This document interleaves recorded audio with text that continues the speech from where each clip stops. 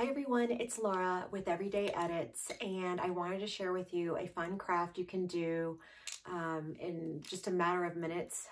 It's a great fun thing to do with your kids, your grandkids. You could even do a girls' social distancing evening and have some fun with this too.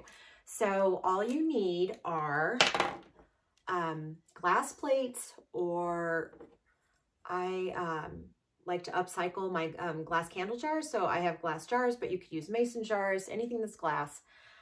So you need that.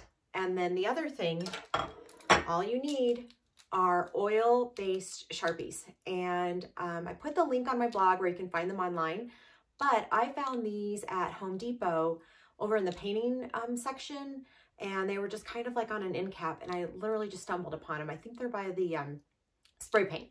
So anyway, they're oil-based Sharpies, and all you do is take your glass plates, and then I'm going to show you up close. I don't know if you can see this, but this is a red heart, and you know, have fun with it. The mistakes, they're fun. If you hate the mistakes, this can wash off with warm soapy water before you do the next step. So you do your design, then you let it sit out for about 30 minutes, okay?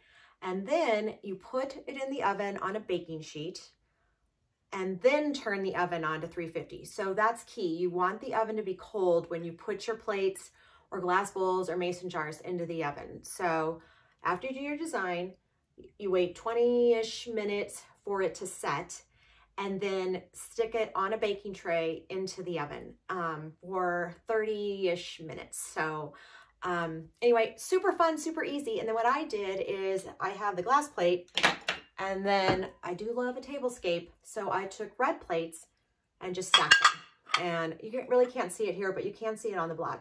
So everydayedits.co, and you can search under glass plates, how to paint glass plates or how to decorate glass plates. So anyway, that's it. Super simple. And I would love for you to do it and then tag me.